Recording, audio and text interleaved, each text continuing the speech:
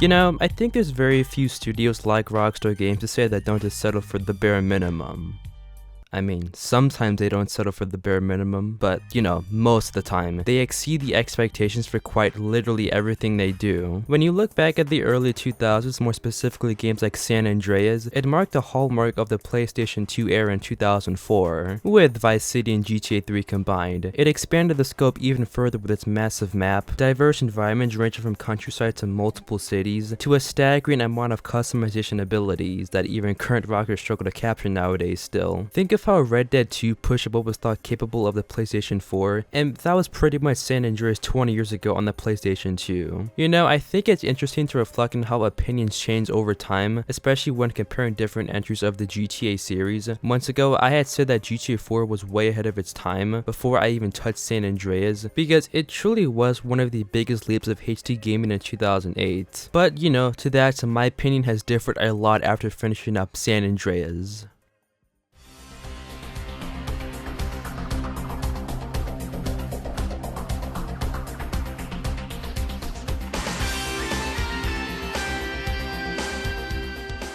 I think we all know that people often like to fantasize about the 80s and 90s way too damn much. It's a time period that's romanticized to the absolute brim. And in a way, this gave Rockstar Games a great opportunity to take advantage of this weird nostalgic circle jerk and capitalize it with their own titles centered around these time periods. Vice City being set in the late 80s and Vice City Stories being set in 1982. And after the release of Vice City that took a mere 9 months to develop, Rockstar Games decided that they were going to create a game that was going to be pretty much their biggest and innovative work yet, with GTA 3 breaking ground as a 3D open world sandbox game that pretty much revolutionized the genre in 2001, to Vice City 1 year later that didn't break any grounds, but added on top of GTA 3's assets and just made them better with its 80s aesthetic atmosphere. And with these two games becoming massive hits, Rockstar Games knew that they had to bring something completely innovative to the table to not only the Grand Theft Auto series, but to the entirety of the open world genre.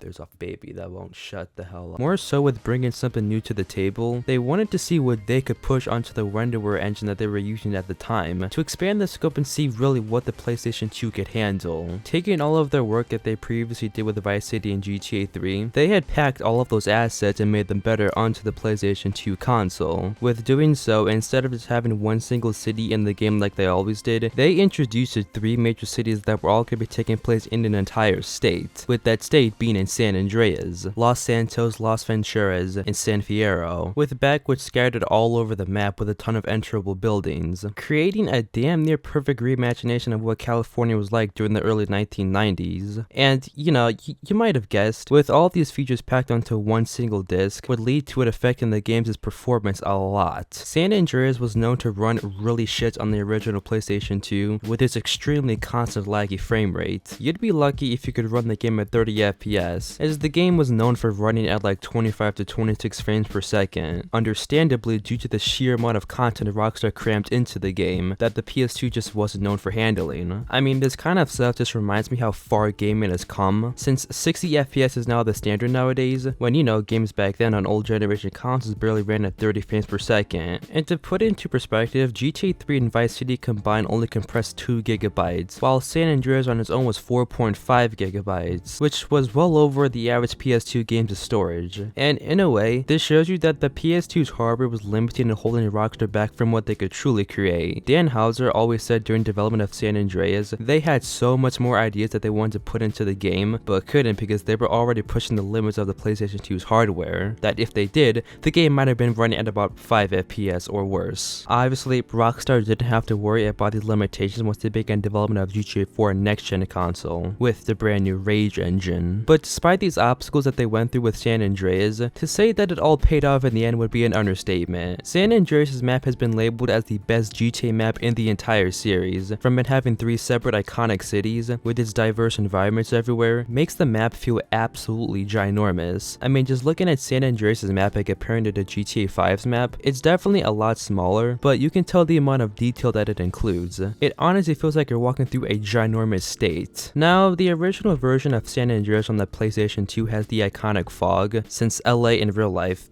compresses a lot of poison in the air, but I was stuck with the definitive edition. And this version doesn't have the haze unfortunately, because Grove Street games are fucking shit. They just decided to remove all the things from the game that made it so iconic. But with the orange fog, it gives off a very, very eerie feeling that makes the map feel even bigger. And I feel like removing those elements just makes the game feel empty and just naked in a way. Don't know how to really explain it, but it just doesn't feel right or even look good in the slightest. Like when you fly over the map and observe it, it just doesn't do the game justice and makes the map look tiny as shit. I think I should also preface this by saying that San Andreas was in development during a time where crunch culture was really popular. Hell, we got 3 GTA games in a span of 3 years. Tell me if that is actually realistic nowadays. And these kinds of working conditions wouldn't actually be brought to light until after the release of Red Dead Redemption 2 in 2018, when multiple employees would come out and speak about the brutal working conditions that Rockstar Games had them working in. And it was a tactic that they had been doing for nearly over a decade. But obviously, games back then weren't developed to be realistic with gameplay mechanics or anything of that nature. They were meant to just be fun and not too complex for the player, like how most AAA games are nowadays. It was simply just a more simpler time back then when it came to the gaming scenery that I did not get to experience. That's another funeral you ran away from, fool. Just like Brian's. Hey, she was my mama too. Not for the past 5 years she wasn't, nigga. Unlike most of the Grand Theft Auto games in the series that all focus on drugs and mafia business, like Vice City, Liberty City Stores, and GTA 4, that all have you working for mobsters throughout the city, San Andreas' main premise focuses on gang violence and how life was like in the early 1990s in LA, with its high uptick in gang violence, the crack epidemic, the corrupted LAPD scandal, and the 1992 LA riots, since LA in the 80s and 90s wasn't, the nicest place in the world. And if you watched any Hood movies, you'll know that the game is clearly inspired by a lot of those movies like Boys in the Hood, from just the setting of the game and just how some of the characters look almost identical to each other. In San Andreas, you play as Carl Johnson, or CJ for short, who has fled from Liberty City back to Los Santos to make amends with all of his former family members and friends, who were all part of the Grove Street gang, after he abandoned all of them back in 1987 to escape the dangerous gang lifestyle, which honestly, I can't blame him for that. Similar to Saints Row, or I mean, should I say how Saints Row is similar to San Andreas, the game focuses on the Grove Street gang trying to reclaim and take down all of the other rival gangs that plummet the state of San Andreas. The Ballers, which are color-coded in purple, which honestly, after playing Saints Row, I just call them the Saints because they look similar and I think it's just funny. You have the Los Santos Vagos, the Nang Boys, San Fierro Rifa, and more gangs that I can't be bothered to list. And in my opinion, I really think that this is what GTA is about. Gangster life, drive-by shootings, black people fucking everywhere, with cops despising you as a stereotypical wanted criminal. Presents that intimidating culture that you see in a lot of movies. Give up the money. This a raid. Ryder, not this again. It ain't me, fool.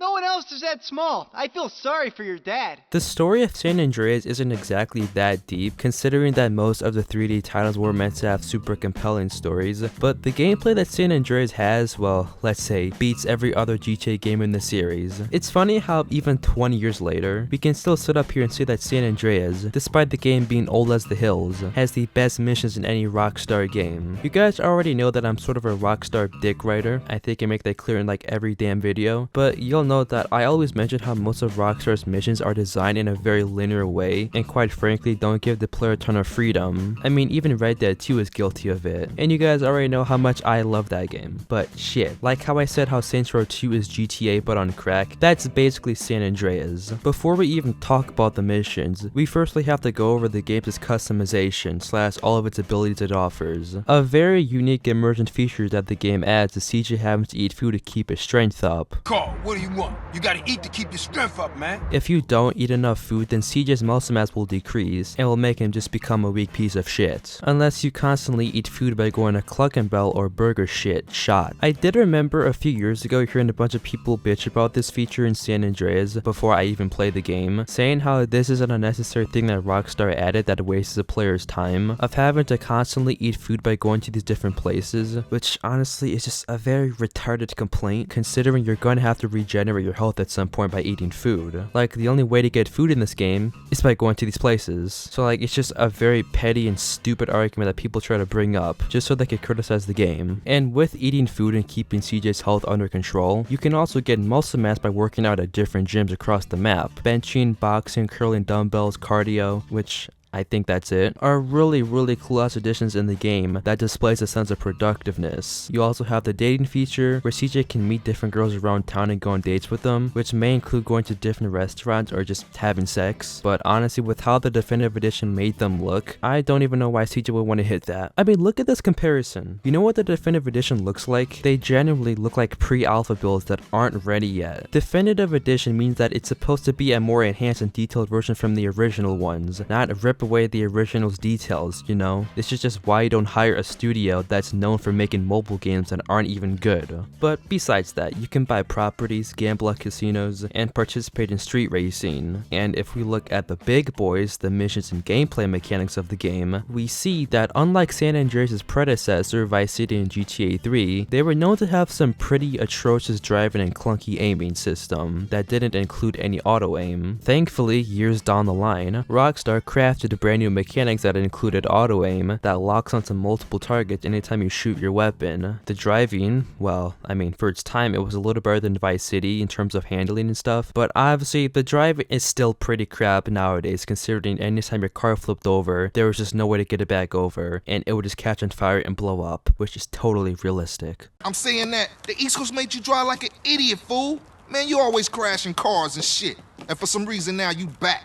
Now, there's a lot of games out there that have amazing stories and gameplay, but the side missions are pretty mid. GTA 5, for example, has a solid story, fun gameplay, but the side content of it is just very mediocre, to the point where it feels like a chore completing it for 100%, or just basically any Ubisoft game for that matter. Rockstar Games' side content historically has always been a little rough. It's either you're doing collectibles, or well, that's it. There are some tedious side content in San Andreas like taxi work or some of the vigilante jobs, but I literally only did those missions a handful of times because I don't really give a shit about 100% of the games and mind numbing myself because I just can't be bothered to. But other than those, across the board, San Andreas doesn't have that issue because of just the amount of variation it has that keeps me entertained while doing these jobs instead of just always powering through the main storyline missions. Some of my personal favorite side missions are burglary missions where you basically break into people's houses when they're sleeping, and you have to quietly go around their house and steal money or weapons without waking them up, and if you for some reason make too much noise and alert them, they'll call the cops. Stadium events are fun minigames that feature 8-track, Blood Bowl, Kickstarts, and Dirt Track. It's the game's own kind of demolition derby, which involves you just brawling it out with vehicles on a giant track, sorta similar to Saints Row 2's demolition derby in GTA Online's Arena War. They are a blast to go through, and I think that this is where I spent the bulk of my time at because they're just so replayable and I could just do them for such a long period of time without getting bored. Or if you just want to keep it low-key around town, you can go around the map and do the 100 spray activities at your own pace. And if you complete the 100 spray activities, you'll be rewarded with an AK-37, a sawed-off shotgun, and a Molotov cocktail. We also have driving school, racing missions that include stun jumps, lowrider challenges, where you can bet money and are forced to match your analog stick to the music that the game prompts you to. And I feel like the very special thing about the 3D era of the Grand Theft Auto series is that none of it is serious at all. The devs never intended on anything about the games to be realistic. They were made to just be fun and wacky for the player, until we moved on to the HD era where GTA 4 and 5's missions and side content were toned down a bit more and didn't include anything too wild. Hence why San Andreas' side missions are just so much fun to do. And for me at least, the side content is my main sort of criticism for a game. Side missions serves as a different change of pace than the storyline missions, and are another way to have fun in the game basically than only the main missions. If it's like GTA 4, where the storyline missions are repetitive as hell, going here, killing NPCs and leaving, rinse and repeat, and the side content is no different than that, then like what's the hell of me even doing the side content, like, you know? I also think that San Andreas, in my opinion, is the funniest Grand Theft Auto game in the series with this amazing dialogue. It's a mix of amazing voice acting and how goofy Rockstar Games wrote some of these characters.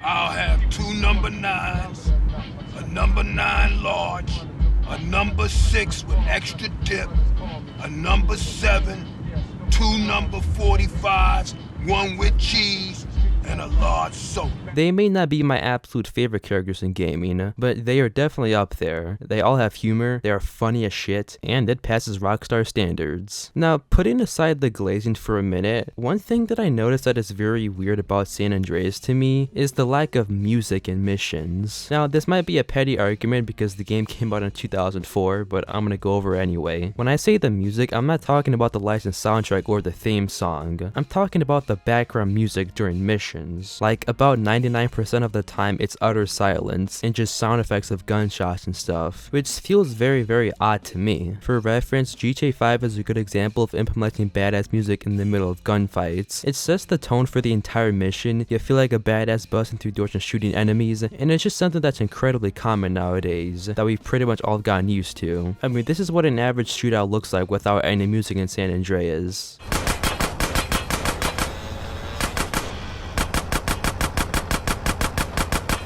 I know that it's a 20-year-old game, but I mean, doesn't it just still feel a little bit bland almost, unlike GTA 5's is?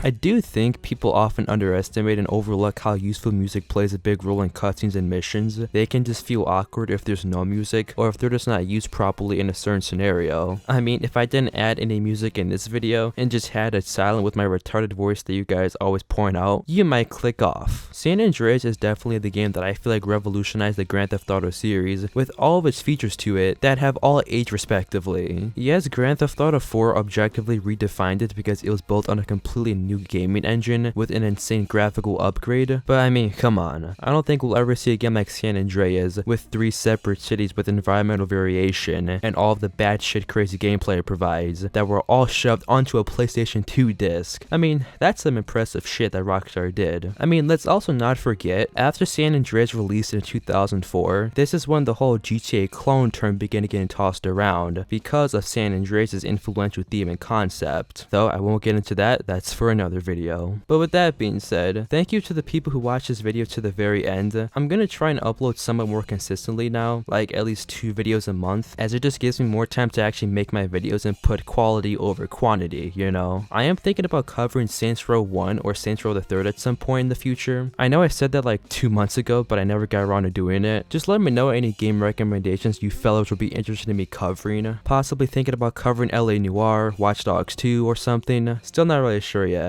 But anyways, thank you all so much for the support again. Thanks for watching, and I'll see you guys in my next video. Take care, everyone.